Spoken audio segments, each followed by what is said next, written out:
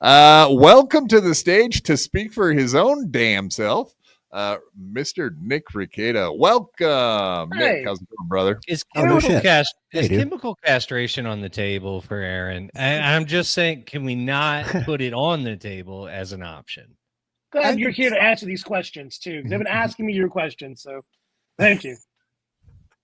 Yeah, I think so. I think chemical castration is always on the table for everything, from speeding tickets on up. Good. Here's a good question for you, Nick. Is he going to be in an orange jumpsuit when he goes to court on Friday, or will they allow him to wear a suit? We'll have to see what happens. We'll have to. So see you've never experienced that? Someone being walked across from the jail to a HRO hearing? I've experienced it. I know what the answer is, but I think it'll be more fun to find out what he does. Oh, okay. so he'll have option to wear. Okay, so what is that like? They take you into some little tiny room and allow you to get out of your cuffs and put on a suit if you want to. Yep, that's like if counsel brings you a suit, I don't know if he'll have the foresight to do that or not. That's up to him. That's up to him and his lawyer. He always has the best lawyers that are super based and always know what's going on. So like I'm sure that they're already thinking about that. The picture taking. So were you and April gone at the moment that the picture was taken in the basement? The picture that we're all very aware with the revenge porn at this point. I don't know if we were gone at that moment. I do know that we were there for a significant portion of the show. So I'm not sure exactly when in the show it was. I've seen the clip, but I don't know when it was. I don't know when we left specifically. So I can't 100% say we were there at that moment. But what I do know is that none of us knew that picture was taken. Specifically, the subject of the picture had no idea. We didn't know that until Aaron mentioned it after his plea.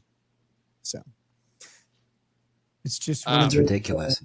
Weird. How common was it for you guys all to be there together, hanging out in the basement of while he's doing a show, especially, I guess? I mean, anytime, like if he was doing a show and we were around, we'd bomb into the basement and bother him for a little bit, like or like if he and April were doing a show, Lady Raggets and I would come downstairs and like bother them like that because it was funny. You can go back and find like a whole bunch of times that it happened because they kept calling, like they referred to us as Gordy. It's like, oh, Gordy's fucking off over on the side of the room or whatever. That was us annoying them all the time. But yeah, it's it's if someone's doing something professional, you have to go ruin it. I think that's a rule of like being around. I've been live shots a lot. Good friend. Yeah. People like to honk horns when I'm on the street. That's fun. Yeah. Like they'll run me over. But now, I just want to say, since we got you here, Quadfather made a crazy statement earlier that he thinks that like if you're fucking somebody, you should just be able to take pictures. So based on what you said, you guys didn't know about the picture being taken. But Quadfather's under the school of thought that like it should be everybody should just be able to take and release photos of the group. I never said release. Of that's the not nudity. something I ever said. I said that pretty much that like the picture taking, etc. Like I'm pretty much cool with that, especially considering everybody was having sex. But disseminating it, that's a whole other thing. So that was very specifically the point I was trying to make is like, yeah, if you got a girlfriend and or someone you're having sex with, like the photo thing, as long as you're not sharing it, seems cool to me. But that's me. I'll warn you that like in many states that's not.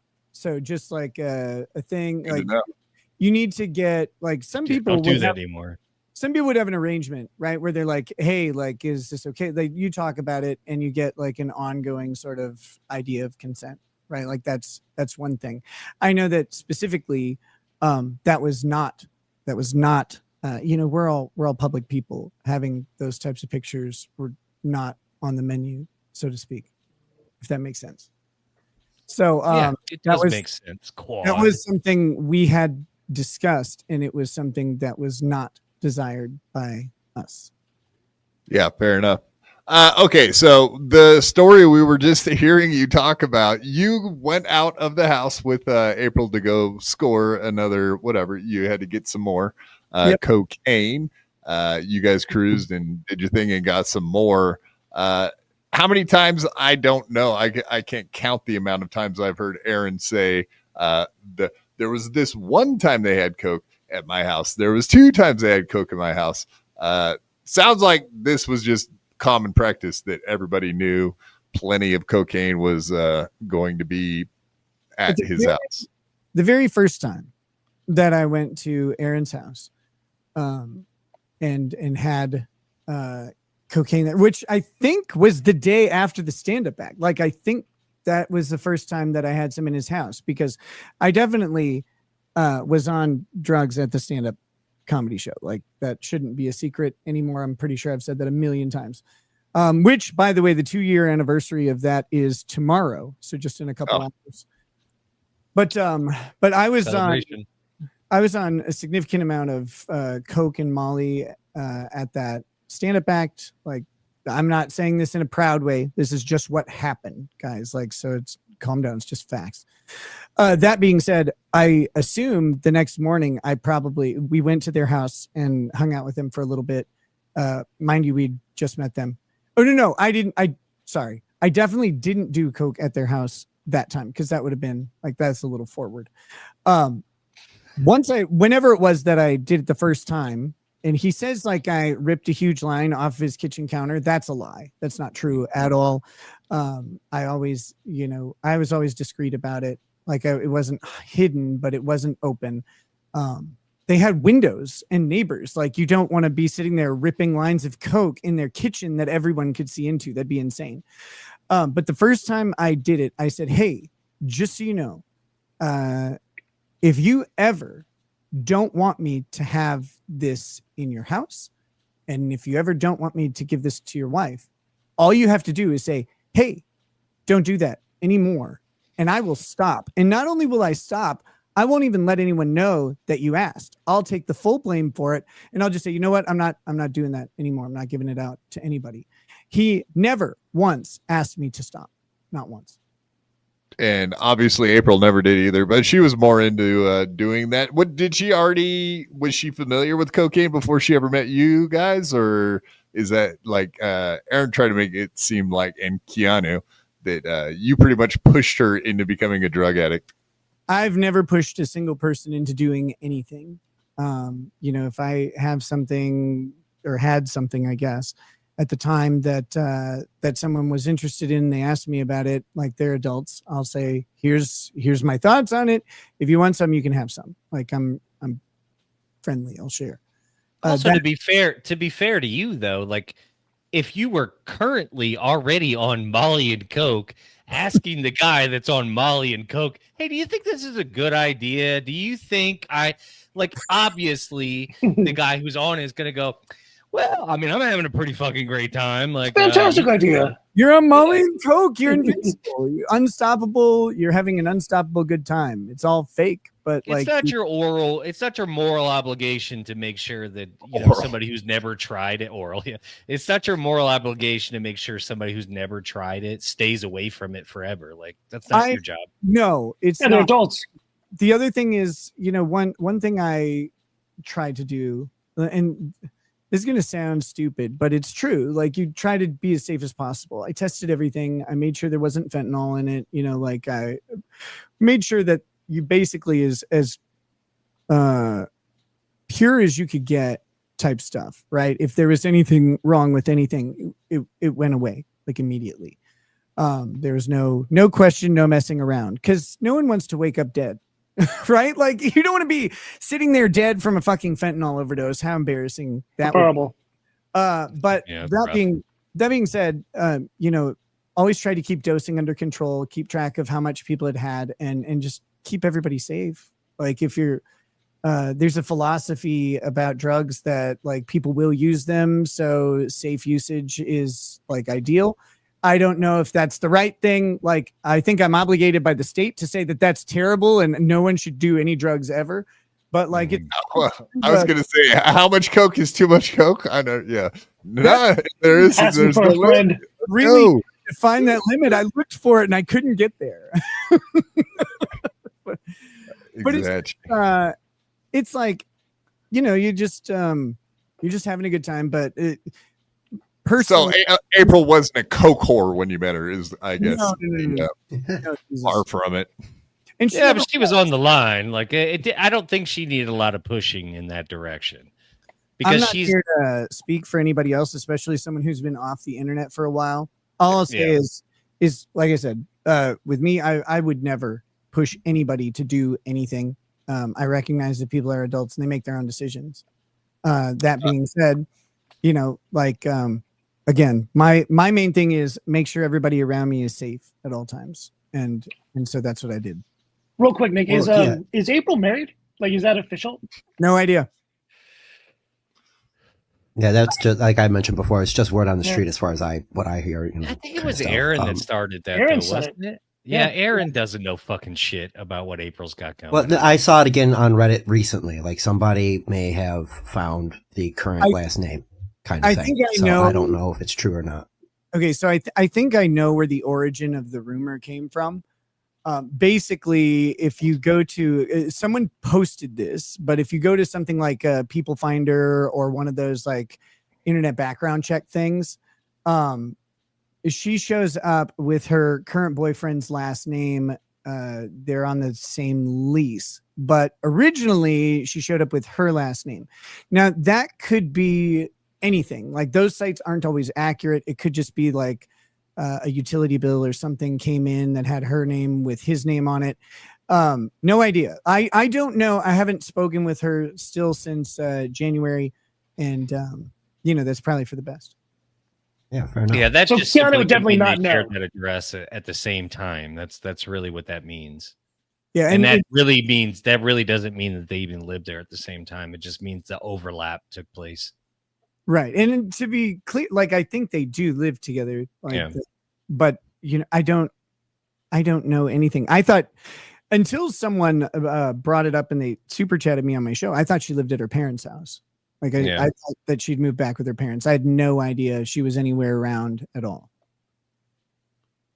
So, Well, she did But the right Keanu thing. would She not just know got for out. sure, She got right? out clean. what was Keanu that? for sure would not know. Keanu would only know if I guess she spoke with April, which maybe she has, but I'm pretty sure April has cut off everybody from like that former social media life, if not maybe even some personal people too. So I think Keanu's out. Like Keanu and Gino act like they were best friends with these people. They've met them a couple times tops. You know, spent a combined 160 hours with them, maybe. Like Maybe it's crazy. And that includes like, we're best friends. No, Yeah, and then now I'm gonna go ahead and lie about your whatever victimhood that you claimed. I'm gonna go ahead and say that you said that it was all a lie. I'm not gonna let you speak for yourself. It's insane. Yeah, it was really weird. And again, like going back to the Keanu thing, there's one person's DMs she's never shared, and that's mine. And that's because if Keanu shared her DMs with me, what you would find is that time when she had the phone call where she learned that I was an abusive monster, what her response was, will you please go check on April? I'm worried about her. And I said, yeah, just I was doing some things. I'm like, I'll get over there as fast as I can. I got over there. I had a long conversation with her, made sure she was okay. And then Keanu said, she said, thank you for checking on her. It's really great that you're around. And I said, of course, again, this is a year ago. I said, of course, I love her. Like, of course I was going to go check on her. I just had to get that locked into place. Like I had to get to the ability to do that. But there was none of this, this weird notion now that like I'm some abusive monster. That never came out in the text messages. She was just so happy that I was there for her. But then, I mean, the thing is, I didn't, when it came down to it, with me and Lady Rackets, it was, she came to me one day and she we'd been having some struggles, and she said, "Hey, I want to fix our marriage." And I said, "Okay, like I'm in, because it's my marriage, you know." And I said, "Let's do it, but I'm not going to half-ass it." And that's when I told April, I said, I can't have you around anymore, because I told my wife I was going to fix my marriage with her, and so I'm going to try to do that. And if you're here, like, I won't be able to. So that was the kind of the end of the relationship. It was very shortly after that conversation that Keanu had. And I think that's actually what made Keanu so mad, is because April and I were kind of on one trajectory, and then it changed really quickly. Yeah. Well, yeah, because I vaguely remember when all that first came out, she was kind of harping on the fact that she made it seem like you led April on to believe that you guys were going to have this happily ever after, and you were leaving your wife. No, I thought my wife was leaving me. Like, that's true. I did think that, we went through a whole lot. And I thought, like, and I've fucked up plenty of times in my life, and she had every reason to leave me, but she didn't. And so April and I had discussions about what would happen after that. But then, like I said, my wife of 20 years came to me and said, "I want to fix our marriage. I want to repair what's going on." Well, it's hard to say no to. You got to at least give it a shot. Well, and you got a lot invested. Oh, so. It's got to feel pretty good that Gino got Aaron put in jail for 8 days, and we can celebrate today that Aaron right now currently is incarcerated in jail, which is funny to think about every time it pops in my mind. It's like it's too good to think about him sitting in a cell by himself, contemplating his life choices. It is a beautiful. Did you guys celebrate today? Over the weekend, did you have like a? Does Kayla feel safer now that Aaron's in jail and incarcerated? Yeah, I mean, she definitely does feel safer. Obviously, always worried about what he'll do when he gets out. Hopefully, he'll just abide by the terms of his probation, and he'll leave her alone. That's the whole thing. That's the only thing she and I want. Like, I know a lot of people have said, "Oh, we want him to go to jail for more time," and we don't give a shit about that. Like, I'm glad that he went to jail, because I think until something like that happened, he just wasn't going to stop. So I'm glad that part of it did occur, but I didn't really care how long it would be. Now, all we want is abide by the terms of your probation. Leave her alone. You can make fun of me all you want. I don't care, but leave her alone. That's what you need to do. But you also are definitely going to go get a HRO against him, correct? 100%. Yeah. Yeah. What's your prediction for that? Do you think you're going to end up with a 10, 20, 50 year length HRO or? No, I mean, we'll ask for the maximum, but I think the reality is they'll give us 2 years, which is a standard HRO that they issue. They'll give 2 years, and then they'll probably 2 years from now renew it pretty easily, saying that, okay. But then after that, it kind of depends on how he acts online, like what he's up to, how he did with his probation, like did he violate ever? If he violates again, it would be really bad. But for him. But that being said, is that an automatic 359 days in jail or worse? So it's worse for him. So that would be a gross misdemeanor. Would be the 364 days in jail. But because he has 2 enhanceable offenses in the past 10 years, which one was the the violation of the restraining order against Ashley, and the second one is the non-consensual dissemination. Those are both enhanceable offenses. So typically violating a restraining order would be a misdemeanor in Minnesota, but it gets upgraded for each enhancement. So it'll be a felony.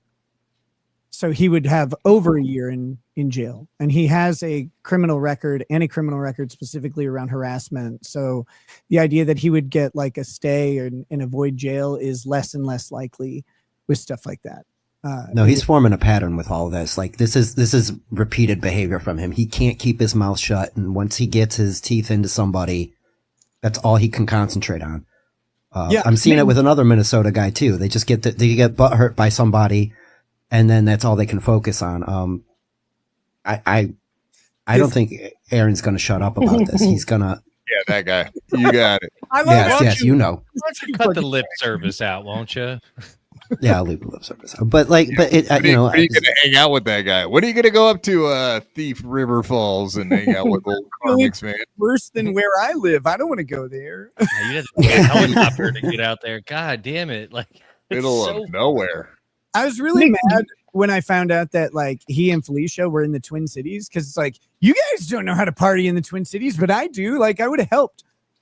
I would have you're gone. the first guy I'm calling. I'll drag apparently you. he just level I need a best. tour He guide. tried. I think he was on more than just Kratom when he was in the Twin Cities of Minneapolis. I believe Kratom is the least of it, based on Kratom's his. gross, man. That stuff sucks. Nick, do your Yes. charges get dropped after you get through with your probation and stuff? Mhm. Does it all just go away? Yeah. Like on For your me- record? So his are permanent now. Yours may go away if you behave, basically. Yeah, he has an actual conviction. His conviction for a gross misdemeanor is there. It will be on his record until he qualifies, maybe for expungement, maybe in 4 years, I think it is. Mine is a stay of adjudication. So the court, Right. the court hears my guilty plea. It does not accept my guilty plea, and I am not adjudicated as guilty. I get the same practical effect, but I'm not guilty of any crime. I don't lose my rights. So I will not have a felony on my record unless I violate my terms of my probation. So yeah, like once my probation is over, my gun rights don't need to be restored because my gun rights are still there. They're suspended by like contract right now, not actually suspended as if you commit a felony and then had to try and get it back after a pardon or something. I don't have to do that. Like that's done. I can still vote, all of those things. I've not been convicted. So that's a big difference between where he and I are. Now his is gross misdemeanor, so he's not losing his rights to vote or anything like that. But Do you lose your right to vote in Minnesota? if you're convicted of a felony, while Okay. you are under the state's care, either incarcerated or on Oh, probation okay. parole, you cannot vote. Once your probation and parole are finished, you do regain your right to vote. Okay, just curious. Let's go through some of these real quick. Yeah, so on Friday, I don't know if I can even ask you, do you think your HRO is going to be dropped? If you can't answer that, that's fine. I gag order. I got to try and be careful. I can't really talk Fair about enough. Yeah, fair. Yeah, I didn't know if you could just say, yeah, it's going to get dropped or not. Like, in Come your on, mind. Aaron, answer it. I hope Yeah, it's like I hope it's resolved and we're not like kicking the can down the road, but we'll see what happens. Yeah, It yeah. does No, seem like that's a- good that they didn't allow him to extend the period of time. So that's good to hear. At least we'll get a freaking answer by Friday. That's awesome. It Yep. feels like, and you don't have to respond to this, but it does feel like the fact that it was drug out like this, although annoying, it very well could help for Yeah, other considering situations. coming from across the jail to go to this, and he's already been convicted of the other thing. Yeah, Well, that Right. probably would add any, up. any type of civil suit, you know, you can take all of these things and go, look, this is part of the reason that we are doing this, and these are the things that he did that caused it. One of which is he systematically drug out a legal process that's designed for battered women. Now, again, you don't have to respond to this, but I think that it probably would be considered in those type of things. When ignoring the details of the HRO, which again I'm not allowed to talk about, and just going procedurally, those continuances, he utilized those to request that I not be allowed to be there to support Kayla when she made her victim impact statement. He did Exactly make right. that request of the court to not let me be there, which is kind of insane. I can't believe his lawyer's like, yeah, we'll do that. Like, that sounds like a good idea. Because to He's me, based. it's like the worst idea. He's so based. That's why he did Right. it, man. Chris Mack, $10. Hey Nick, what does that stand for again?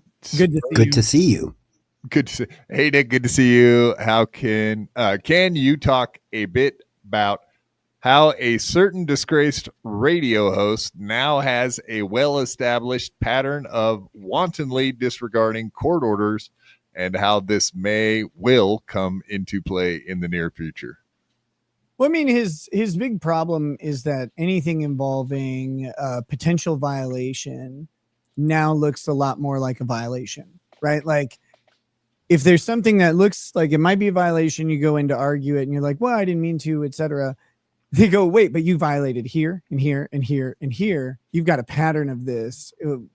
The judge just might not believe you, and that's the big thing. The entire thing, though, is up to him. Like, if he just goes ahead and like abides by the terms of his probation, it should be pretty simple for him to not worry about it. Like, he could just do his show about literally anything else on the planet. It's not hard. It's true. I kind of brought this up earlier, but I feel like this is going to be interesting to see how his first wife handles all this when the smoke clears, because she also has a HRO that he violated, and he's currently on that. He violated it by getting new charges, correct? He originally violated it by saying things that he wasn't supposed to say. That was the original, but it got kind of swept up under because all this other stuff was happening at the same time. He was getting his ass whooped in court. He was convicted on that one, but now the HRO against Ashley is gone. It's over. And I believe the 1 year, his 1 year kind of probationary period on that is over as well. But let me ask you a legal question here. I guess what I mean to say is like, let's say you had a couple kids with a guy and he kept getting convicted of these type of crimes. Might make it a little bit easier to get supervised or full custody arrangements. Court-wise. Yeah, I mean, typically speaking, if you're not doing something that harms the children, people kind of misunderstand this a lot, because like they think if someone is beating their spouse or their girlfriend or whatever, that'll affect custody. It really doesn't, unless they're doing it in front of the children. Like if they're doing it in a way that would cause a children trauma, the courts, for the purposes of child custody, don't really give a shit if you're harming the other parent. They may like require you to co-parent in certain ways or whatever, but like that's not going to affect your custody.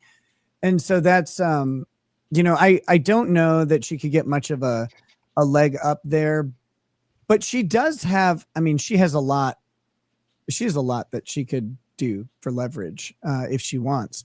One of them is he's admitted to the Kandiyohi County Sheriff's Office and to the Kandiyohi County Child Protective Services that he was engaged in utilizing drugs around children, which I don't know why he admitted that. I don't think that's actually true. I stated over and over, drugs were never around the kids at all, but he wanted to own me so hard that he told them that happened. And a little secret that no one really knows about is that a child custody case was opened in the county where the children live against Aaron. No one knows the results of that. No one knows anything about it because those things get sealed up right away. But that did happen. And I think maybe Ashley has the ability to put her finger on the scale due to that. And I think maybe that time when everybody thought, hey, like it kind of seems like those kids are at Aaron's parents' house all the time, that maybe the parents were supervising the custody that Aaron had for a little while they looked into things. So, that makes sense. I don't know, because like I said, it's sealed. I can't find out anything about that investigation. I haven't tried. I don't want to, and I wouldn't be successful anyway. But that being said, I do know that investigation was opened. They told him during his interview that it would be reported to that county and that he may have some problems from it. And he was like, well, that was dumb. Why'd you go in and talk to the cops? Why'd your super awesome lawyer friend tell you not to bring a lawyer with you? Like, that was really, really stupid. Yeah, Aaron and those guys that just favorite pastime, talking to the cops. Always really smart to do. Yeah, I think he panicked. I think he panicked because he knew if he didn't get if he didn't get in his mind, if he doesn't get ahead of a story and make sure that everybody knows his spin, version, right? Always spinning, they right? don't know his version going into it. He wants everybody with a fresh slate to know his version and then hear your lie, right? Yeah, And that's how he wants it to be. So it makes sense. That was his goal, and he's a tried and true narcissist, like the real deal. Anytime anything's happening with someone that's in his life, he doesn't just get out ahead of it on his show. He contacts everyone they know and starts talking about like the trouble they're in and all this stuff. But like he contacted April's parents, he contacted April's friends. He did the same thing, with us. He contacted Lady Racket's parents and her like cousin and stuff like that, just trying to rally people against me mostly. But that's kind of he wasn't trying to be helpful, like he claimed. Like he was just trying to help out and get people into rehab and whatnot, like or whatever. No. He told everybody that I was a legit cult leader and that I had Kayla and April under a spell, like a real spell, like a magic, and that they needed to be rescued from me. And I was like, well, that is weird. I don't know. Yeah, I remember him implying like almost like he basically implied like your entire church was coming after, like, which is completely false. Like everybody who reported on us was like, most of them actually didn't go to that church at all. And the people in that church, including like the elders of the church, have apologized to us for how that was handled, because it was not appropriate. Like in the Bible, you're supposed to go to another believer and say, hey, like, what's going on? Like, do you need some help? What's up? And then if you don't get anything, you bring someone with you, a witness, and you go do it again. And if that doesn't work, then you go to the authority about it. But none of that happened.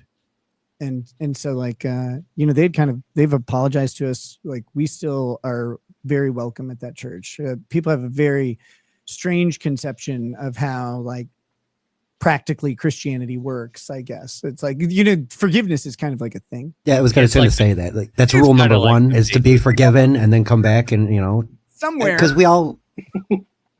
everybody is screwed up somewhere pretty hard down the line in their life, especially if you made it to 40 years old and plus. You've done something somewhere in your background you're not necessarily proud of. And let me digress from that, though. I real quick, Nick, I just want to know how don't you dare short of a... You don't know digression. No, that guy hates me too. He banned me the other day again. He hates all of us. We've all made fun of him, so he's not a fan of BYB. Not one person on here. So there. Yeah. Like that's his new one, is So There. I love that. But like, I find Aaron to be insufferable sober. Like, how did you make it through every day dealing with him 10 feet away from you, yacked out of his mind? I can't imagine that I wouldn't not want to punch him at some point. Or like Dechwa's asking here, $10. I know why you did it, but how could you hang with Aaron without deleting him? Yeah, exactly. Good. One thing, he wasn't this. Like, he wasn't what he is now. He was just a dork. Like, and I've been a dork my whole life. It's really easy to hang out with dorks. Like, that's not a problem, right? Like, I still am. And I have no problem with that. He was just kind of loud and he would say something silly, like while you're out. And it's like, God. And a couple times I tried to encourage, like, hey, like maybe we could work on this. And I think those text messages have been released. Like, we could work on like how you talk to women, because it's kind of not great or whatever. And like, trying to have a good environment around here. But generally speaking, like, he was just a dorky dude. He wasn't fucking evil, and he wasn't so vengeful and vindictive. And I do think when April left him, that really, really fucking broke his brain, because that's when he turned. And that's when he went on the media tour too. Like, she left him April 8th, I think it was, that she was done with him. Oh, And, the arrest. That's right. And so then he he kind of stretched this lie out for a long time that she was like upstairs and all that stuff. Oh but yeah. Candied bacon. Andy Right. Bacon. He wasn't around there at that point. So like that was kind of his coping thing, but that's also where he changed and became like really, really insufferable and kind of evil. And that's why it was a very short time after that he was also like out, like go away from all of us. So I think April 12th. So 4 days, it was over. That letter really opened my eyes. I think when that letter about his kids, about him wanting to do anything, even basically leave his kids for her. Oh, the messages that he would gladly give up his kids to be with April. Kind of when that came out, I was like, oh, this makes sense now. Oh, some of this makes sense now because he literally. He wants everybody to believe like, fuck her, I didn't even care. No, he cared big time. He cared. He came up to me with this letter that he hand wrote, like it scrawled out. And like, he's like, aren't you proud of like this letter? Like you'd be so proud. Cause I used I statements a lot. Cause he's not good at saying what he did wrong. He would always say we. No, if it was something that he did, it was always, we do this about him in April. It's like, well, no, you do that. Like she doesn't do that. I've watched you guys fight over and over and you do that, but he couldn't do that. Like he could not admit his own thing. So that letter was very big for him because he said, I have been, I am, I did this. So that was, that was his kind of thing there. But I mean, he was really broken up about it. He really he struggled with it at first because at first he was like, I'm not even mad. Whatever, just really took him off guard. And then a couple days later, he shows up with the letter and he's trying to win her back and everything. And then it just collapsed really quickly though. That letter had the opposite effect. Yeah, well, we all read it, so we know why. He's a fucking idiot. Day 12, $5. I don't even know if you can answer this. Legal question: can the judge take into account Aaron's previous HROs against him when considering his case against you and Melton? Yes and no. Judges have a lot of discretion in making their decisions on this stuff, but they do have to be based in law. One of the problems, I have to speak very generally about this. One of the problems that you have when filing an HRO is proving that harassment has occurred and therefore the HRO is merited. You can't just be afraid that someone might harass you in the future. You have to have like a logical reason why that would happen, which typically goes, well, they harassed me in the past. So I think that behavior will continue. Not, I think that behavior will start. And so that's the trouble anytime someone is trying to get an HRO. For Kayla and I, it's different. Like, well, for her, like if I tried to get an HRO against Aaron, I would have to do the same thing. Like I'd have to prove out like this harassment stuff. For her, it's in the statute that non-consensual dissemination and violating that law specifically is harassment for the purpose of an HRO. So she has that, and she's basically guaranteed to get it. There's not much fight about it. But any other HRO that you're looking for, you have to establish some sort of legal standard of harassment, and so that'll be on him to do that. I can't. You have to be careful how I talk about it. I can't talk about what he has tried to do so far. Yeah, fair enough.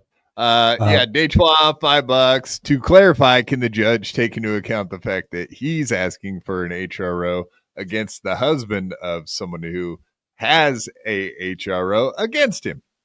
Yeah, in general, a judge can. So again, I'll speak generally. Judges, when they're deciding whether or not an HRO is valid, they have to take into account the context of the potential harassment or the alleged harassment that's going on. Because if it's two retards fighting on the internet, right, like then maybe it's hard to call that harassment. because if one is saying all this stuff and then the other person fires back and then they're like, aha, I'm going to take out an HRO now. It's like, well, but you were the one saying all this stuff prior. So it makes it a little bit difficult to sustain, this idea that someone's harassing you when really it's more of an even exchange. So yes, they can consider all sorts of things like that. If it looks like some sort of ongoing war or whatever, or ongoing feud, the judge is going to look at how things played out a little differently, or could look at how things have played out and what those facts mean a little bit differently. Will this judge do that? I have no idea. We'll have to see. Good point. I watched a guy defend himself in court against another guy who said he was harassing him, and the judge had to take all of that into consideration because a lot of it was happening online. Yeah. The guy even went out, he left with his lawyer out to go pull a video up to show it to the judge, and the judge just didn't care. Like, you're saying this guy's harassing you, but he's not doing anything directly to you. He's just putting things out on the internet, and you can choose to consume it or not. It's technically not really harassing you. He might be making you look bad, but if it's based on truth, then there's not anything you can do. It's his right. It's his other half of the story. In those cases, there's other civil remedies available. Like there's defamation, there's false light, there's things like that people can pursue. Harassment restraining order may not be the best vehicle. But like I said, it all depends on what case you bring before the judge. And I can't talk about what's been brought in this case. So I was referring to Bradley versus Melton, the comedian versus the Onion. That was a good one because Butch was trying to basically take out the restraining order on Melton because Melton was making fun of his wife's salsa. And, yeah. Does Melton look like a crazy obsessed guy? Sure. But did he do anything illegal? Nope. So in the eyes of the law, he didn't, so and like you said, you can't preemptively take out an HRO because you think this guy might potentially be a problem. Right. And you have to establish. The First Amendment exists too. And you have the leeway, like you're allowed to make fun of someone. Like that's an okay thing. It's part of your First Amendment free speech protections. You're not allowed to lie about them and cause them harm. And you're not allowed to threaten them like in a way that would cause them physical apprehension. You can't do those things. You can't blackmail someone or commit a fraud. But other than that, like you can talk about someone pretty much without exception, unless there's something that comes up that says, okay, like now the state needs to intervene and prevent you from talking about that person. And an HRO is an attempt to do that. But if all you have is words online, then imposing an HRO looks like a First Amendment violation from the court and then would be appealable. And, then the appeals court has to look at it and go, hey, like, is this actually violating the First Amendment rights of the person, or is this a legitimate HRO? So yeah. Is it possible just for him like talking extensively, like trying to weaponize his own chat room, his fans, etc.? Would that be considered part of that too?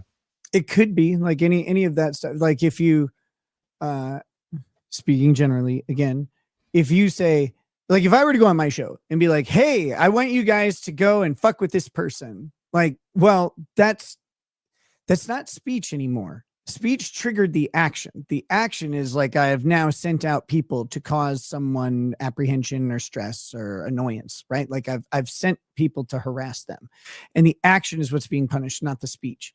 The judge doesn't care that you said those words. The judge cares that you incited people to do something. And that's a big problem. So yeah, you don't want to be using an audience or encouraging anyone to go after someone. That looks really bad. Yeah, especially. I didn't even know if like just the insinuation or the soft use of that, like it just bringing her up constantly and or you, whatever. I guess for the most part that's covered under free speech, but I didn't know how far that went because I don't know. I feel like when he tells his audience, it almost feels like there is a certain part that he's cool with them trolling other shows. I don't know how far that goes on YouTube, but yeah, I don't know. That's not for me to comment on right now. Fair. What what people do and don't do, that'll have to be sussed out in court. Gummo dude, $2. Why did Kayla need her own charcuterie fridge? I don't think anybody needs their own charcuterie fridge. It just goes towards the whole like complete misunderstanding about how people behave and like what is something that someone might like, right? Like, yeah, big socially retarded. Yeah, not understanding the obvious thing. Like, yeah, I would like to have like a nice little area. I don't need a mini fridge in my bedroom. Right. Well, Milton does. So it works out. In the long run, it worked out great. Well, Milton's fat. Like, that's his fault. Exactly. It makes sense. Yeah, I have a fridge. His blood sugars might get low. He's got to have that. He's got to have snacks and easy access. Meats and cheeses are great for low blood sugar. Yeah, that's a healthy alternative to whatever else he probably eats. We can only imagine. Melton has the lack of meat sweats. Like, fuck. He's got to smoke. He's got to smoke a brisket every month, otherwise he's going to go into withdrawals. Cool sunglasses, daddy's boy. Ooh. I appreciate it. I don't know what my dad has to do with those, but that's okay. Well, they all say wearing glasses too. He could have been talking or whatever that bullshit is. So. Yeah, it's funny when they say that because like that demonstrates lack of knowledge of the facts, like straight out. But it's so back to go ahead. Yeah, I didn't mean to cut you off. Oh no, I was just saying I don't mind. It's all good. Kayla, as far as Kayla goes, one of the biggest problems, and I've always had no issues with Gino and Keanu up till like Gino just constantly berating Kayla out of nowhere, and it's really none of his fucking business what she does in her real life. And we pretty much have had a falling out at this point because of that specifically. She wants to become a freaking private person from as far as I could tell. She has no intention of ever being a public person ever again, correct? Correct. It seems like it was before this too, though. Like she wasn't really for the most part. Yeah, right. She basically shut down like her social media outside of like really private stuff for family, like family chats and stuff like that. But outside of that, like she hasn't posted it, I don't think anything really since 2022. And she just wants to be left alone.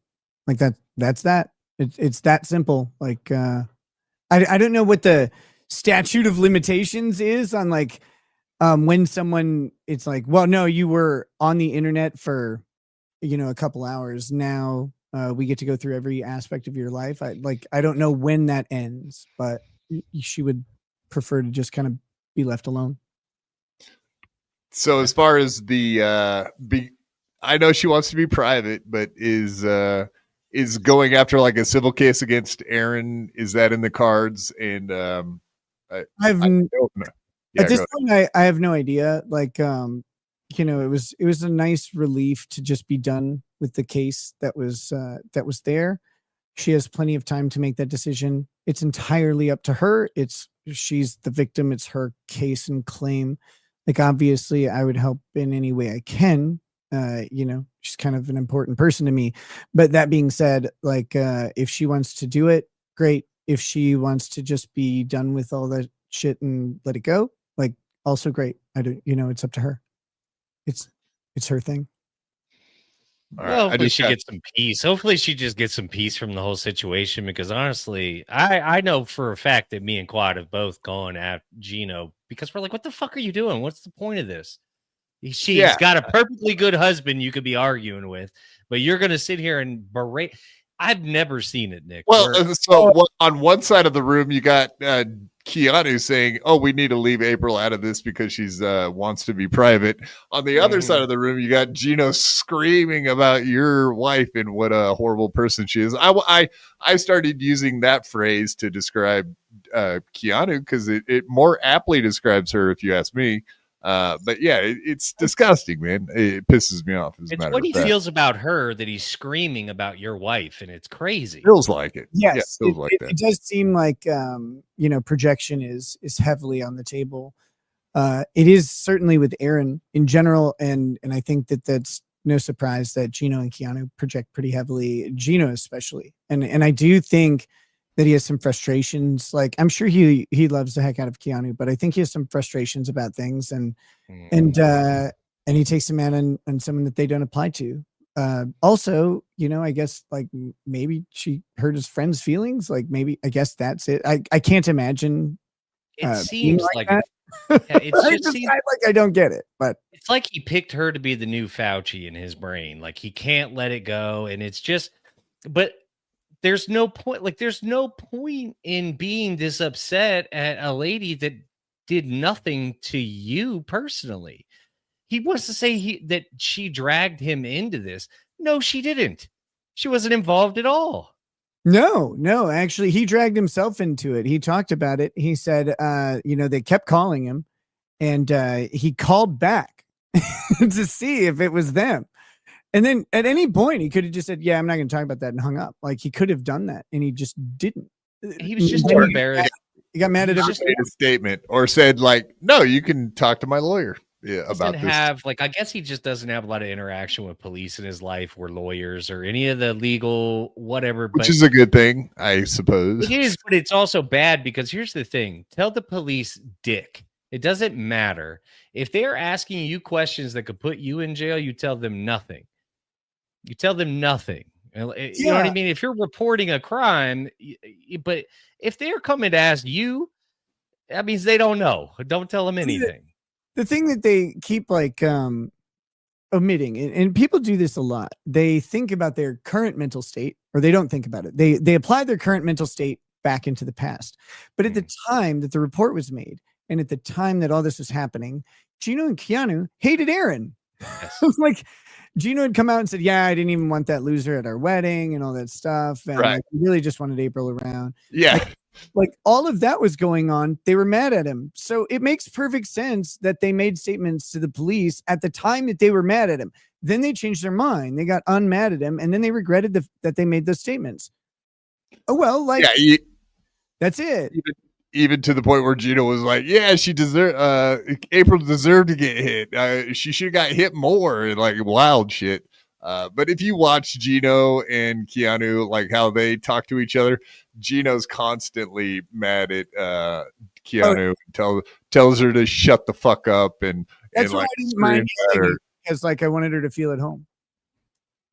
Ugh, it's disgusting.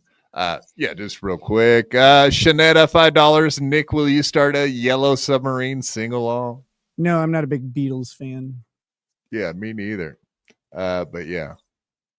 Same, Shanetta. Just playing, Nick. Huge fan. Hoping the best for you. Thank you.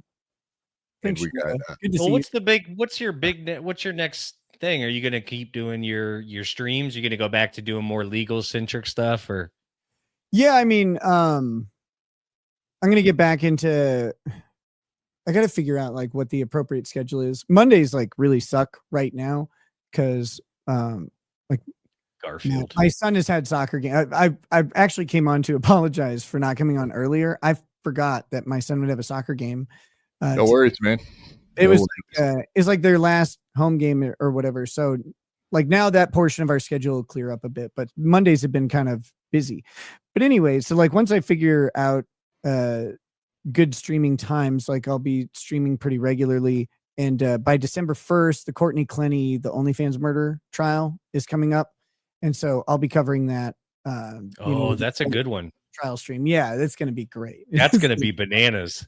Yeah. Because that's a crazy story.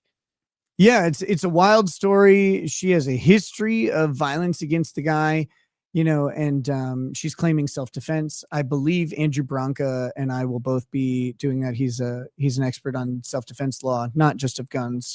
I believe all men. I've taken that stance. After everything like that's come out, I believe all men. That's a wild lady there. You could see she likes punching him in the face. She got caught on camera doing that stuff. So so I wouldn't say open and shut case, but gee, she seemed like a psycho. It's going to be rough. There's going to be a couple good cases coming up, though. I mean, I think there's going to be a couple good court cases that are going to be coming up that are going to be interesting. People are going to want to be involved and know about. So there's a lot of stuff coming. I don't know. I need to check the status. I don't know if the Marilyn Manson case is going on, but Candace Owens versus Macron. Candace Owens is ordered to respond by October 30th. So her response is coming up. We'll see what happens if they schedule out a trial. I think she's filed a motion to dismiss as well, or she's gotten a deadline for when she should file a motion to dismiss. The Stuttering John lawsuit against, like, that's a little more niche, but it should be really fucking funny depending on how it goes against Carl and Shuley. And because his lawyer who wrote that is quite the character, also really shitty at drafting complaints.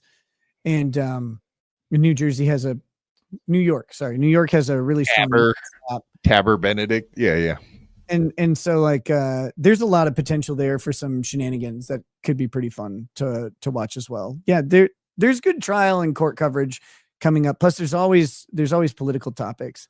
And then for my members only content, Kurt is an untapped well of comedy. Uncivil Law. Kurt Uncivil Law. Right. Oh, that's that gross dude, right? The greatest chef on the planet, you mean? Oh God, he grosses me out. I can't. There's something about that's why Kiki grosses me out. Have you watched any of her cooking streams? No, I haven't killed myself. Treat yourself. I haven't watched any of her. Have you turned on a TV in your home with Keanu and Gino on the fucking screen? Are you kidding me, JMO? Really? You had to ask him that? Seriously. Treat yourself, my friend, because if you want to watch how if you want a real representation of why I don't eat at potlucks, it's that. Yeah. She's Peg Bundy, literally Peg Bundy cooking. Mm-hmm. I got a couple of super chats. Let's pop those out, and then I got a few questions for you, and you can get out of here, man. Of course. The toe is known for his ample bosom. How soft are they, and have you rested your cheek upon them? They're very soft, and no, I have not rested my cheek. They looked huge in his last mugshot, didn't they? He looked like Meatloaf from Fight Club. Like he looked like Robert Paulson. It was really like it was. Say his name. I don't know what was going on there. It's pretty bad. But I've been suspecting, and I think a lot of people have, that he's been just packing on pounds. Like he's like, oh yeah, I just got to drop 8 pounds, get down to fight weight. It's like, well, one, you're not ever going to need to be at fight weight again. But 2, 8 pounds, you mean like 38 pounds. He's packed it on. And when you find fat, out, you don't want to really talk about your true fatness when you're fat. When you find out that his entire training process, that was, he basically just did whatever the fuck he wanted because he wouldn't listen to the coach. Yeah, and he doesn't know how to fight for fuck shit. He's a liar. When I've like I said, I've been to the gym with him 10 to 15 times and watched him spar guys and get just pieced up by the people he's supposedly training, that he's sparring with. And I never really saw him lift any weights at all, ever. And it's not like he was, well, I'm doing calisthenics or something. No, he didn't lift. And I am not a consummate weightlifter, right? But I'm also not out here bragging about any sort of athletic prowess or anything like that.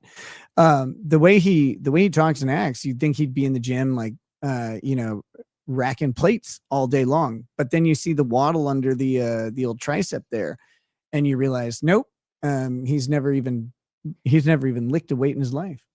He's got Grover arms, elbow arms. And based on that fight that I saw with that young black man that beat him like a drum, he doesn't have much of a defense either. No, he's really slow. Again, and I'm always kind of I feel weird talking about it, but I watched it. He's slow. He doesn't have good reaction time. He's not fast with his offense either. He can't really counterattack. I mean, he gets pushed around and worked over by these guys because they're younger, they're faster, they're athletic. Coach Scott said it in the interview. Aaron is not an athlete. He just not. He had no business. He had no business. JMO, come on, man. He blocked all those punches really good with his face. He did great blocking those punches with his face. Here's the thing, in the throat, but I put my face there instead. No big deal. it's hilarious to me, like the fact that he goes about like, and I'll beat this guy with both hands behind my back. It's like, Aaron, what? Like, this doesn't even make sense. Like, a normal person doesn't say these things. And then furthermore, it's like, yeah, like after the first round and you're tired, then what? Then what? Yeah, his whole thing was very weird, especially like the 5-guy challenge, which is different in context right now than it was back very then. much. But the 5-guy challenge was like, it's like, dude, okay, even if you beat the first person, you've just gone 3 rounds, and now you got a fresh person in there, and you're gonna get fucking killed. Like, no one, not because anyone's any good, but because that's a fresh person going against you who's been fighting for several rounds. And anyone who's thrown punches for a couple rounds knows you're done. Like, you're exhausted. There's no way. And you have to train for that for months. No, just you go try to punch for 30 seconds with 16-ounce gloves on and see how you'll be out of breath. We even watched like Chad Zumach. He threw like 4 punches and he came back. They're heavy. It's hard. It's not as easy as you think. So yeah, anybody that thinks you could just jump in a ring with boxing gloves on and do something about it, and he's a spaz. It's not a thing. The guy's going to dump it all right out the get. He's going to spaz out and throw the hardest punches he possibly can right out the bat, and be arms are jelly, you know. And the people who do go in and seriously train, they're serious boxers, and they throw hands quite a bit. Their shoulders are big. Their shoulders are developed, and like I don't have shoulders. Neither does he. Like, and it's plainly apparent that he is not even sitting there throwing hands at the heavy bag over and over. Because if he did, he'd have some semblance of tone in his shoulders and triceps and traps, and he doesn't. Yeah, Quad could beat him in an arm wrestling match today. Yeah, and leg wrestling. Don't leave that out of it. Come on, man. Give me some credit here. All right, so Shawnetta, I sat through Sarah Boone in Orlando. It was nuts. That must be a court case. Yeah, that was yes. Yep, that was I didn't watch it, but yeah, that was a court case. You know what my first trial was Casey Anthony. Wild Stories. Yeah, down in Florida as well. There you go. The hottie from Florida. She is. The craziest one was that. What was that? Taylor Shabazny or Shabatny or whatever? Taylor Shabazny. That was the fucking craziest. That is a crazy fucking lady, and that was a crazy story. She was on meth, pegging her boyfriend, and the choke chain killed him. So then she just decapitates him and gives him a post-decapitation blowjob for 2 hours. That's a down bitch right there, man. Yeah, she wanted him to go out the right way. She tried to put it in a barrel. Yeah, and it was at his mom's house. Like, she did it at his mom. Like, his poor mom's upstairs, and like her son's head is in a 5-gallon bucket under there. Yeah, but she was not. She threw his like dick and his head and like his heart in the same bucket. Exactly. She put his legs in a crock pot box, like a big ass fucking crock pot box, and then set that on top of her laundry in her car. And so, like, when the cops are waiting at her house, and she pulls up in her like Honda Odyssey or whatever, and they open the door, their like fucking legs are sitting there all bloody all over the place. Like, are you okay, ma'am? This doesn't look right. It was that case is not wild. good. And she's punched her lawyer in court like 2 or 3 times. Yes, great. She is a wild card. Somehow she's not in a mental institution though. They're like, no, you're going to go ahead and serve this time. You're going to go serve this time. Yep. Oh, bye. Mm-hmm. Okay, so I just I know you've probably been paying a little bit of attention to this whole Mersh versus Ethan Ralph deal going on. Have you caught some of that, or you got the inside track on this? I'm like in it, I guess. Yeah. Okay, so that's the question right off the bat. So you vetted Ice Dancer for Mersh to bang. Apparently, that's what he's claiming. That's when people get like confused about what a joke is. Look, if someone says, "Hey, I want to have sex with your friend," right? Like, I'm a homie. Like, I'm gonna help my buddy get laid. And right. So someone's like, "Hey, I'm into Mersh," and I'm like, "Okay, well, like I can make the connection." And I'm like, are you a dude? Like you got to do the catfish check. And that's about it. I've never. Or are you from Pot Awful by chance? Like that would be the whole other. Who has done that to multiple people? So there you go. Yeah, like that's a thing. This person's been in my chat room for years. Like I didn't know them at all, but I recognize the name. They've been around forever and have always been friendly and stuff. And so they reach out like, hey, can you help connect me to this person? And I'm like, yeah, by the way, that's a real girl. That's about it. That's all I got. Other than that, I've never met her in person or anything like that. The vetting thing, like that's a joke. It's because it's the internet and you're making a connection that wasn't there before. So it's like, oh, I've been vetted. Like everybody got it.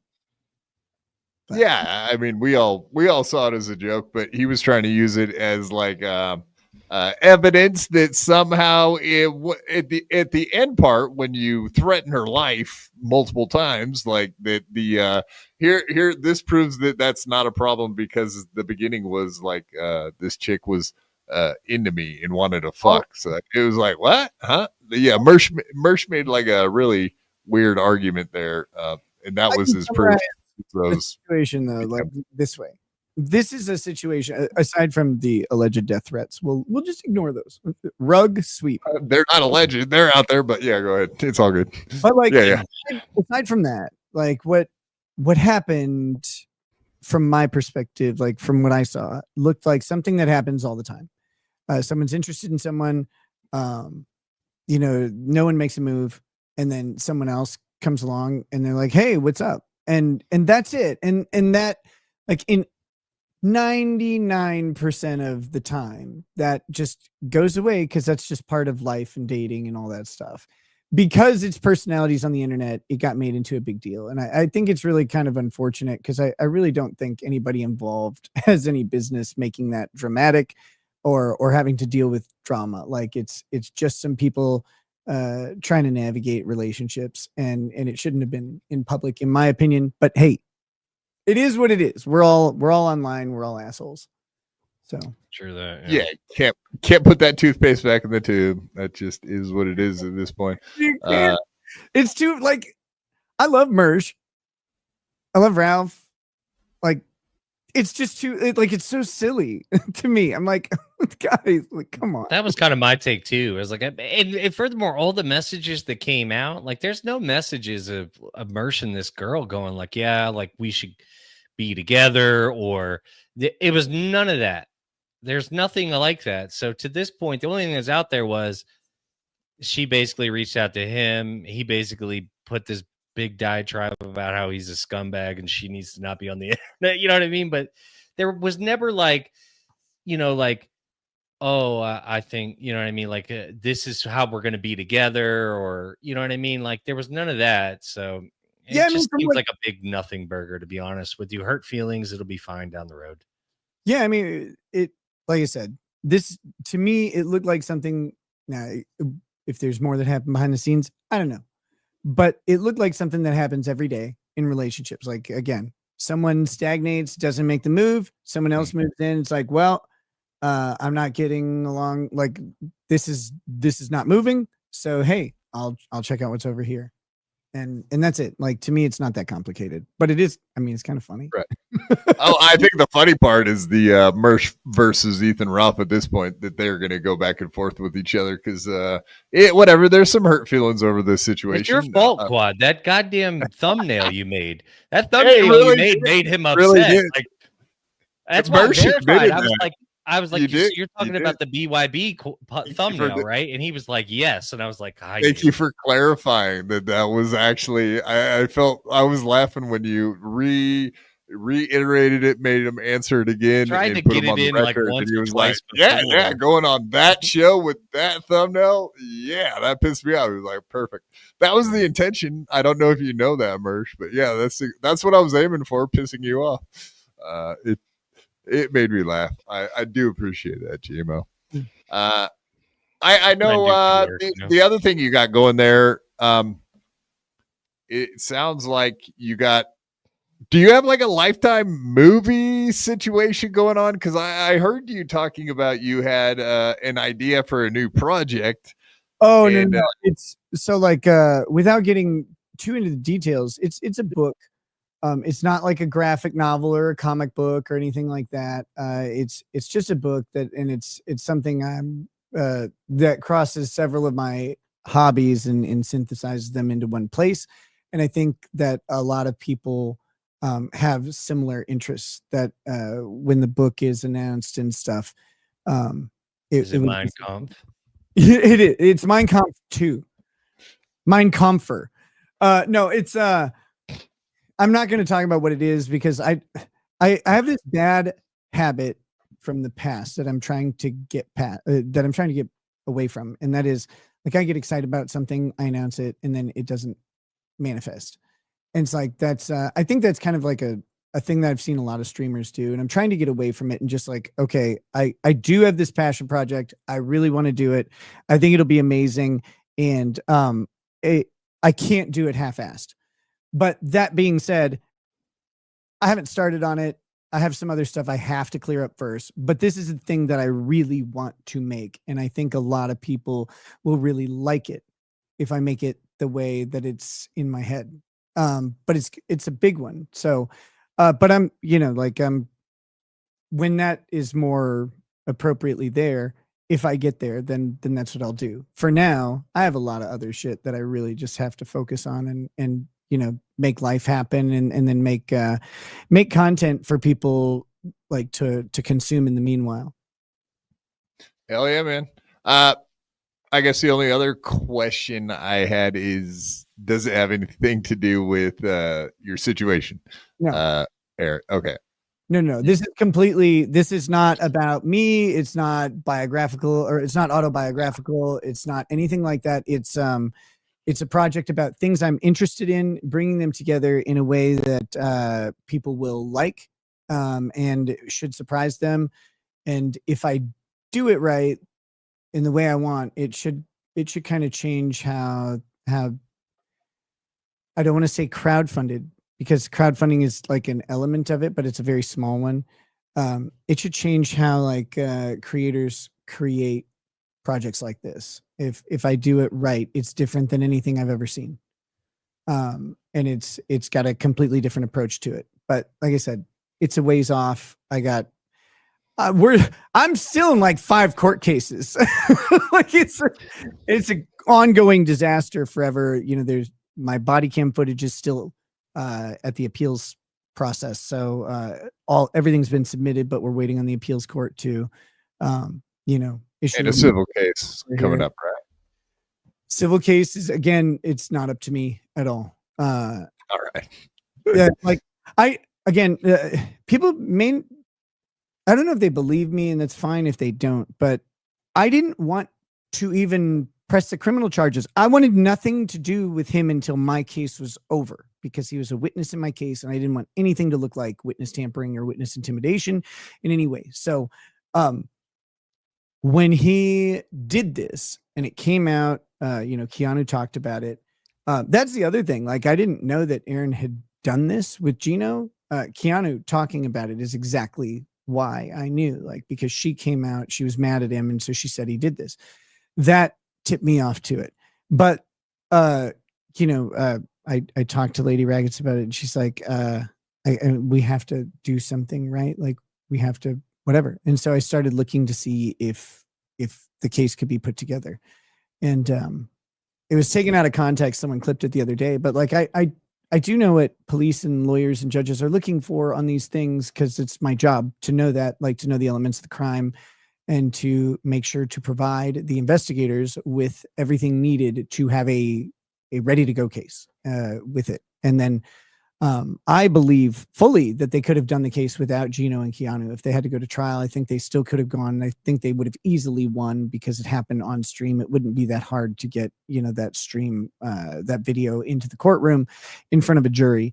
But that being said, wanted to make sure that everything could be proved out. We were, really, really thorough before going to report the crime, because again, nothing, it had to not be intimidation or tampering in any way. I would have much preferred that this never fucking happened and that he was never in jail and none of this occurred. Like that would be my preference. But once he did it, something had to be done at that point. Hell yeah. I do find it funny that I don't know if you're aware, Aaron called Gino from jail.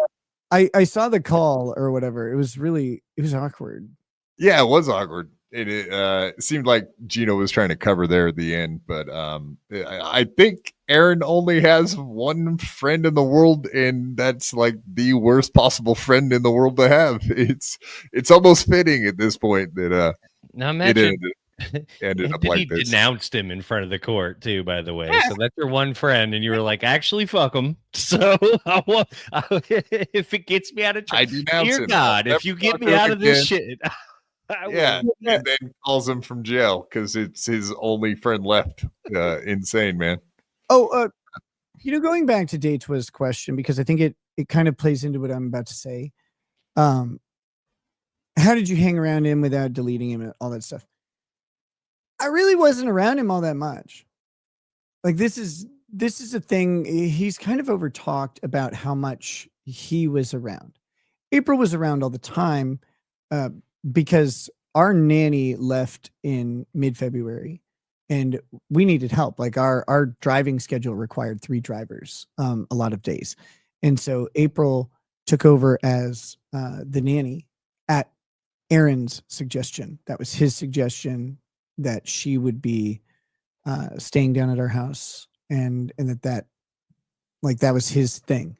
But he wasn't around as much. He was doing his shows.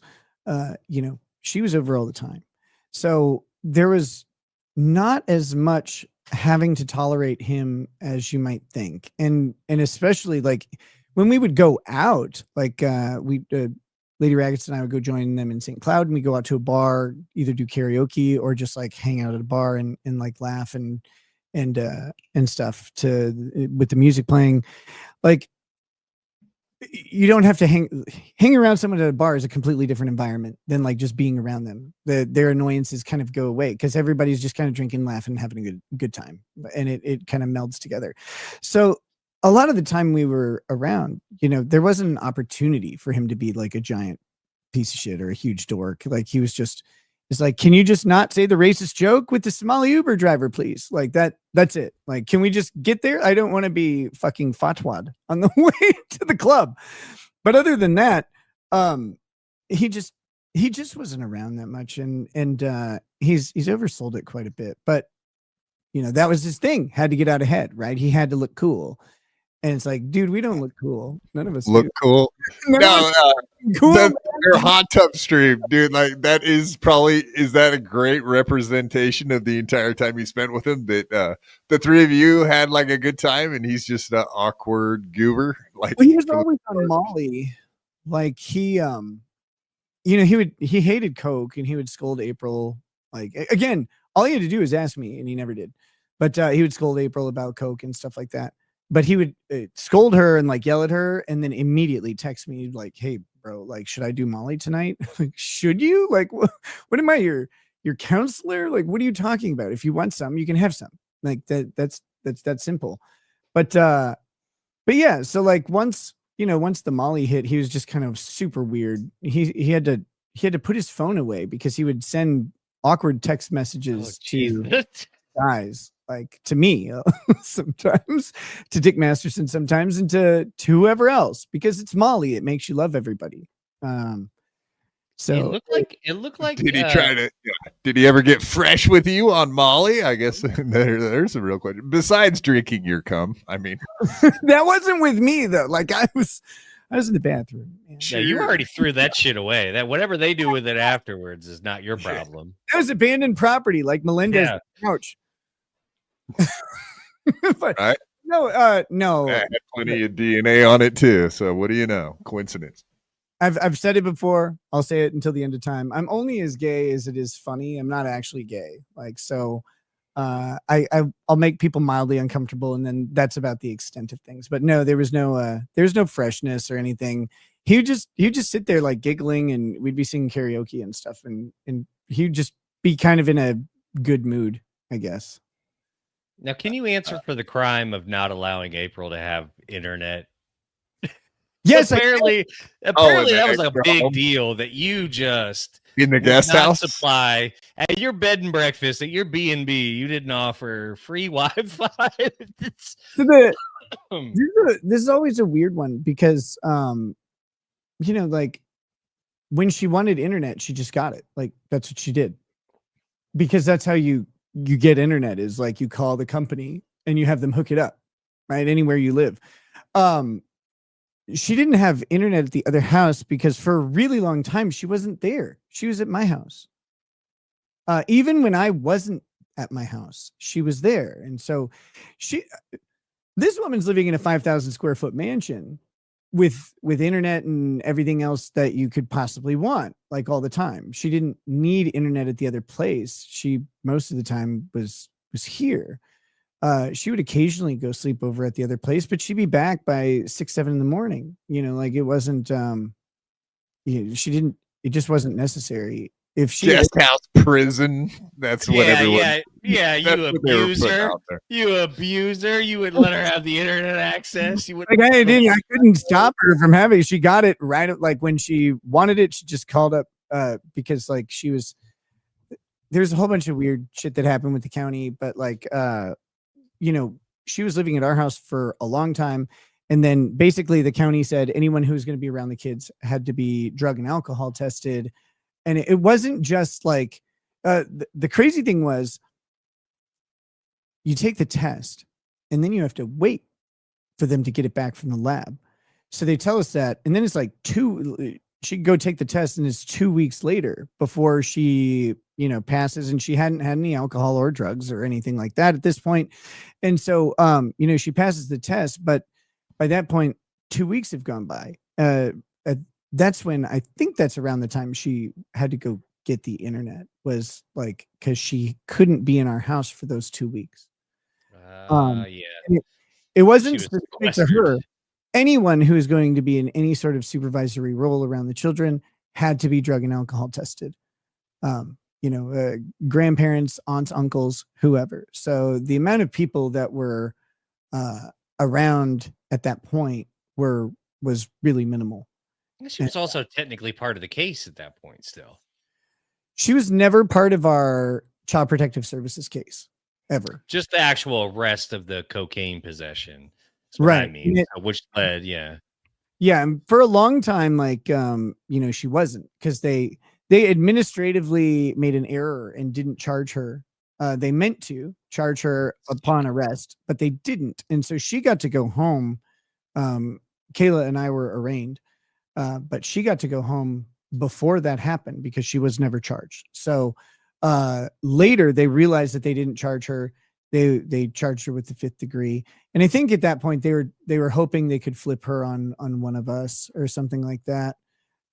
They were not able to. I mean, the county tried a lot of stuff to flip her and to flip Kayla to like turn me in. But like that's because they assumed I was a cult leader who was a monster, rather than, someone that these people liked and wanted to be around. So they were lied to by the same person who told them that I had a pile of cocaine the size of a laptop, which is, that's a lot. I don't know if you guys know, but the laptop is big, and that much cocaine costs. It's powder. Like you explained it too. Like they gave a weight which was equivalent to like an ounce, but you apparently it was all like bags and utensils, and like they weigh everything together, not just the powder. So it is kind of weird that they do that, if you ask me. So they do the field measurement. Here's the thing: like they can't pour the evidence out of a bag onto a scale to weigh it, right? Like, because then they'd have to get the evidence back into the bag. So the evidence has to go to a lab. So, but in the field, they'll weigh everything in the bags itself to get kind of an estimate. But I was pretty confident because so they came back with 26 grams when they initially weighed, and that was a combined weight between coke, molly, and ketamine, and that's how the law is written. And thank God it is written that way. But 28 grams is a ounce, right? 28 grams is an ounce, I think, and I had 26 grams of all of those combined. However, I didn't, because there were 3 little gem bags because we had coke, molly, ketamine. And then we had a corner cut bag is what it's called. And that's a Ziploc bag with the Ziploc part cut off. And then it's just kind of tied up. And that was the main chunk of coke. Cause that's bigger. It was about the size, like half the size of a ping pong ball. And so that was there. So that bag got weighed too. Now that bag doesn't weigh much because it doesn't have the Ziploc part, but the Ziploc part on any of those bags weighs 1 to 2 grams. So once they came out with the 26 grams, I was pretty confident I was going to get dropped to 3rd degree because it was 25 grams or more. And it's like, well, you have fucking 6 grams of just Ziploc at this point. She didn't. That's funny though. It's still good. Fucking dude, it is the best though. Our chat's a bunch of smart asses, man. That's all there is to it. It's funny because this is the dumb thing about drug laws in the United States is that had she done that, had police are here and she pours out the 2 ounces and just or 2 grams and just rails it, that goes away. Mm-hmm. It's not illegal to be high in Minnesota. And so that would have gotten rid of the vial on the nightstand. That was a problem for her specifically, and also a problem for Lady Raggets. It was not much of a problem for me. I wasn't in the house at the time, so it's hard to say that I was in possession of this little vial on a nightstand. The safe is different because I was the only person who knew the combination of the safe. Yeah, it's like possession is 9/10 of the law. I guess the same thing applies when it comes to who's got the drugs in the end. Dejois, how am I supposed to give you the answer? Yeah. No. Let me ask you. Dejois, $10. 2 things: that murder shower and the Summer's Eve cooch wash. I can take the answers off air. The second one, I have no I don't get into that. That's not my thing. Whatever. The murder shower is just a product of so I wanted to sell this house in 2019, 2020. That house was when we moved into this house, that house was going to be sold. And then some friends of ours, this is right as COVID is hitting, some friends of ours really needed a place to stay. They got evicted from their other place.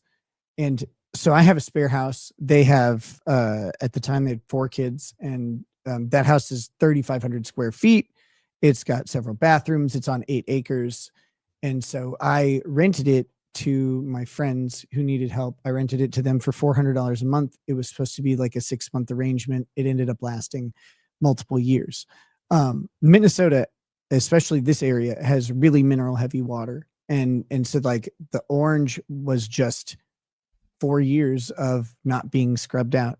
Now, I don't know why the realtor didn't tell me hey, we need to fix that. He just came in, he took the pictures and then he just posted it. It's okay, you could have told me that you're going to post that picture.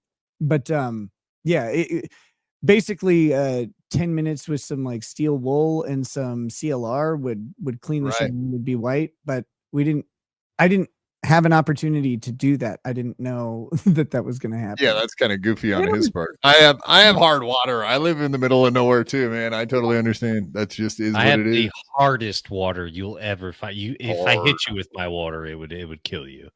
The water here is I'm gonna die. Do you understand? Yeah, I feel like my water is killing me. Actually, I think that all the time when there's springtime. Do you guys have you can see the sediment in it? It runs into your, I don't know what it is. It's springtime. All the time you can see. If you hold the water here up to light, you can see flakes. Listen, goldfish bowl water here. Aaron Brockovich came to my town within the last 2 years. Okay, shit ain't right. Okay, yeah. We're all dying. Fuck. Yeah, and it doesn't matter how much rust remover you have and like whatever salt stuff. Like there's still when you have well water and heavy mineral area, it just does that. Again, that was another family living there for multiple years, and they didn't scrub it out. And I got faucets too really bad. Corrodes faucets terribly bad.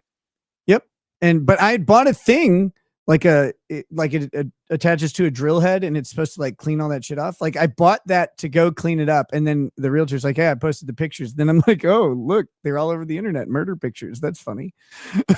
What do you do at that point? Like fix it, I guess, but not really. Like it just like your business. Yeah. Just like that.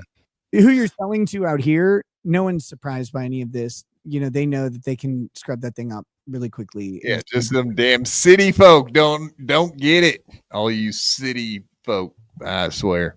Yep. Do you ever plan on doing anything with Karmix? Or did you guys that falling out you had with him? I don't remember having a falling out with him. He That's does. Usually how it goes. That's usually how it goes. He always remembers some falling out that no one else is aware of. Yeah. I think that guy's hilarious. Unironically, like I think he's really funny. He's so quintessentially Minnesotan. Like he's that. Yeah. You can find him. You can find a karmic in some ways. You can find him on every bar stool in the state, but in other ways, he like wears these flamboyant shirts. He does these like wild dress, like the wild dancing, and he like does this strange AI techno. And like I'm like, I love this guy. This is so weird. And he talks about his life as if no one could possibly like imagine what being laid off is like, being laid off and single. Oh, Nick, you wouldn't understand the corporate mindset. I worked my whole goddamn. They made me do it. God, I didn't want to. It's like, oh my God, calm down. You wouldn't know what it's like to work at an Arctic Cat. No. They said I needed medication.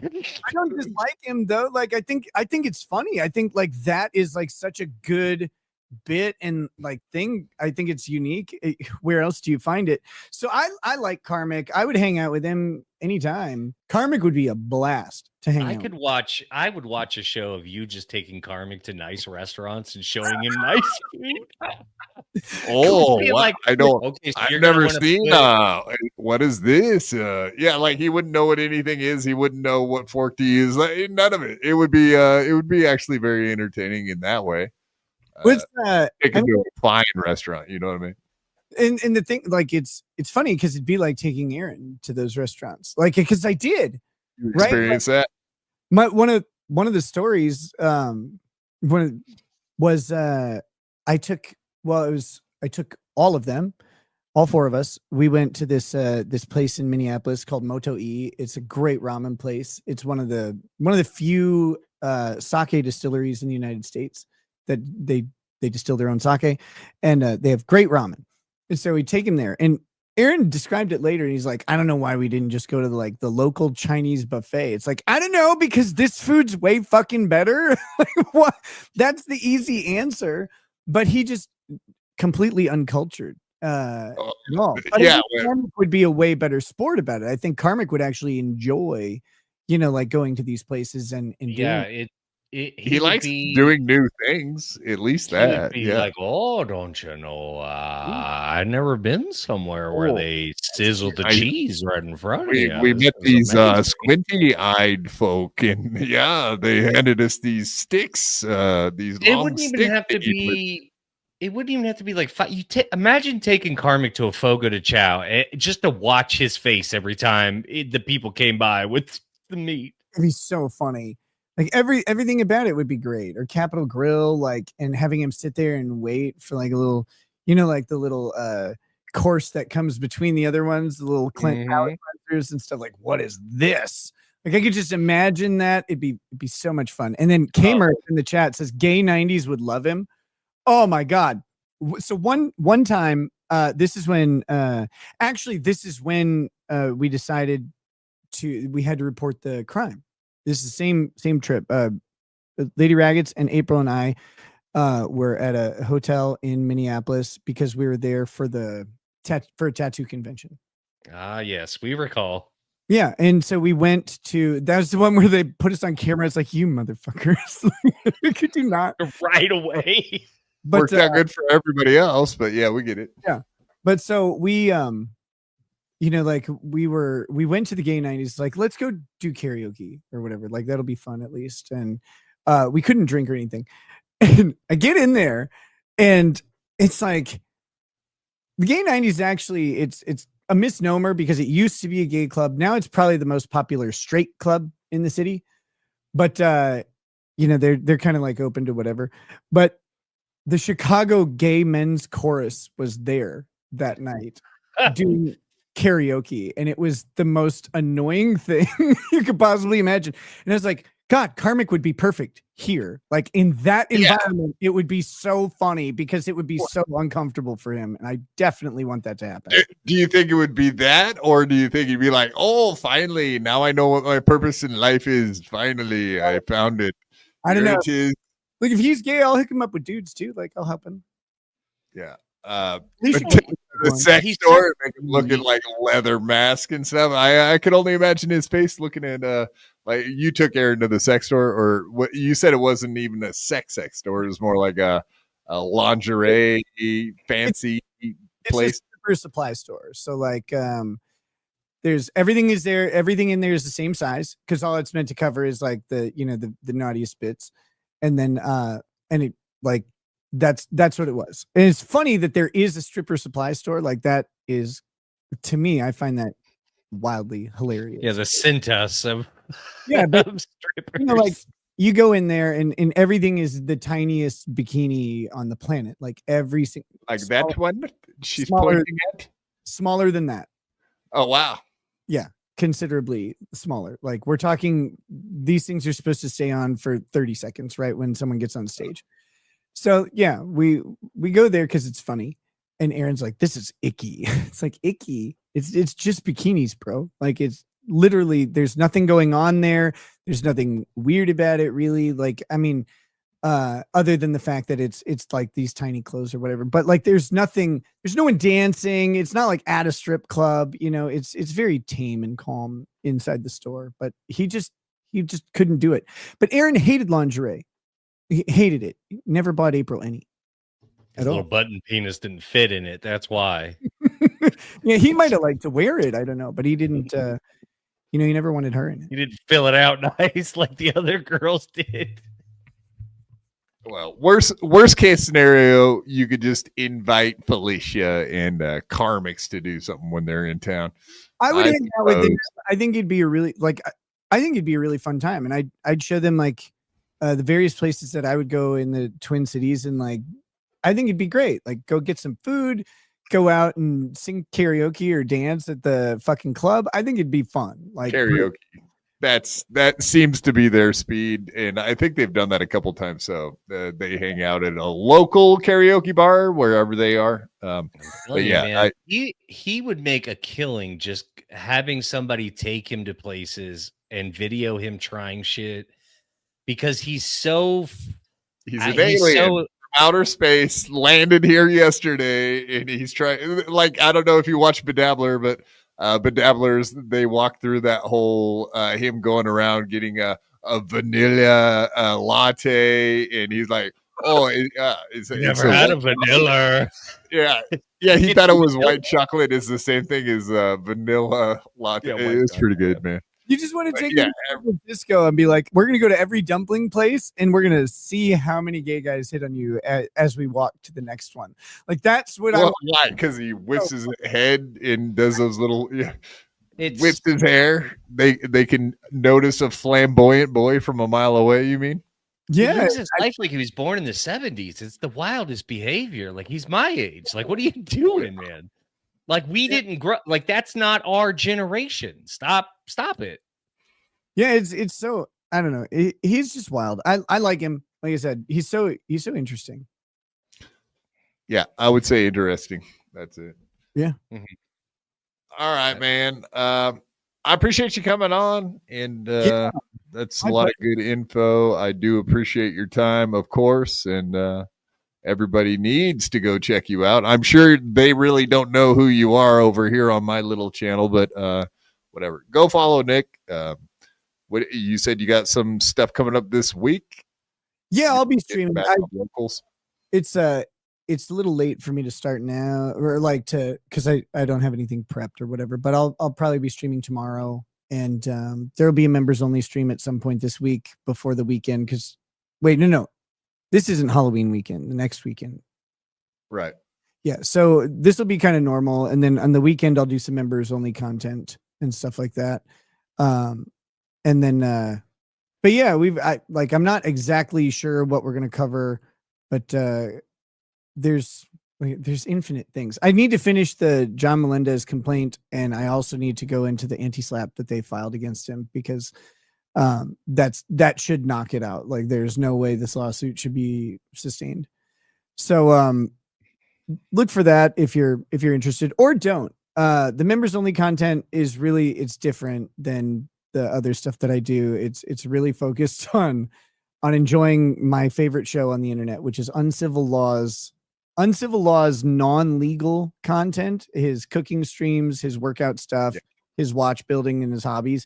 It's that guy's a treasure trove. His belief in himself, his standard for what he wants in a woman partner has got to be the most obnoxious thought process. I mean, it's so funny for that guy. Yeah, especially for that guy. Yeah. And it's like, dude, if you just had realistic expectations, there are women in his chat and stuff who would at least try out dating him. And it's like, but he's like, well, sorry, you're over 35. It's like, yeah, but so are you. But can you vouch for him? I guess that's what everybody he's needs, like is 40, the right? Nick Rekieta nod. I tried to help him get to a place where he could get past the grossness of his outward appearance, because I think that's his biggest hurdle, is like, he is slovenly, and I think the tism has prevented him from like being able to do it. But I tried to help him, like, dude, you need to do a couple things with your style, and then pick a style and focus on it. It's branding. And he just about that nose. He needs to address the dry, crispy nose that he's got. That's a problem. It's you can't not see it. It's a lot. It's distracting when you're trying to listen to him talk. There's little flakes coming off.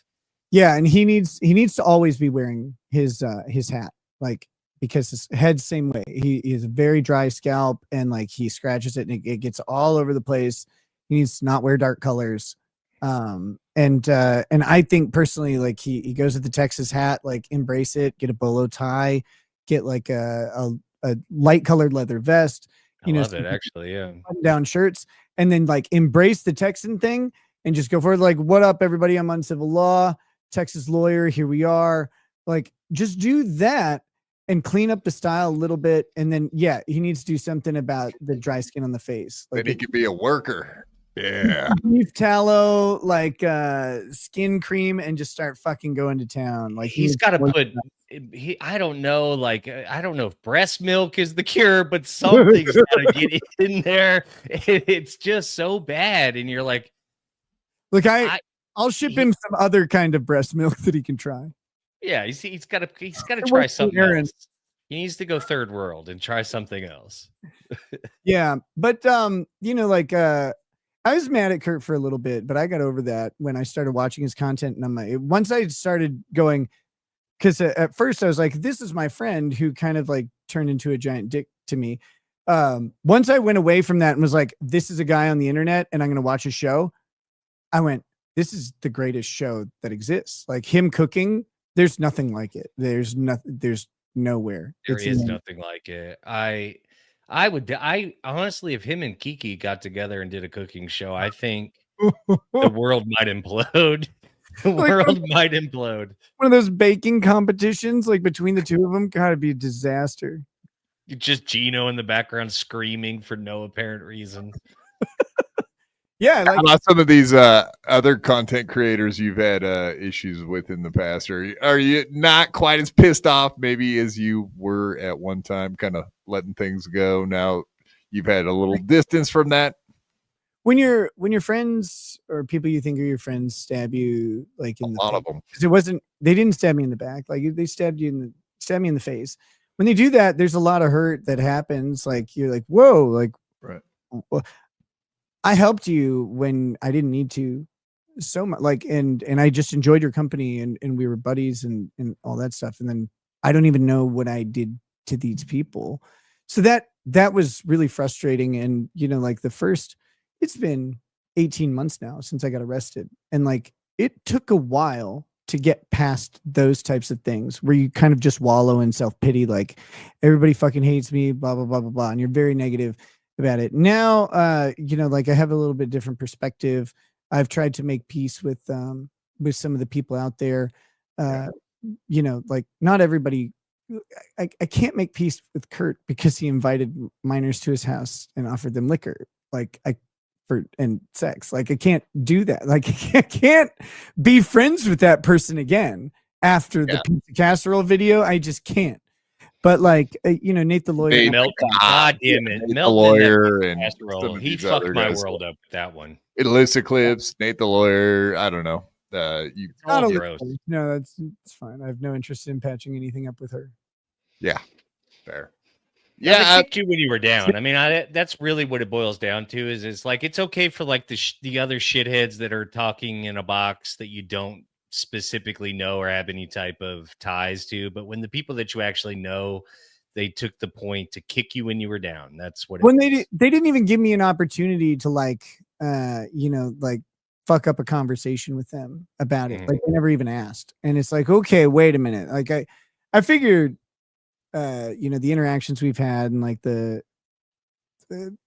stuff that I've done to help out, like it would merit like, hey, what's going on type thing. And they don't have to believe me or whatever, but I didn't even get that. And so it's like, well, you just came out and completely turned against me without asking me.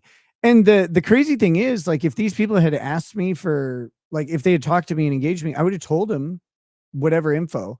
And I've never demanded people to like only say nice things about me or anything like that. But things got particularly vicious, and I never really put together, like I still don't fully know why. I have some ideas, but it's like, whoa, like I would have given you all the info you need so you guys could have made better predictions, for one. But two, like at least give me the opportunity to either come clean or be a dirtbag.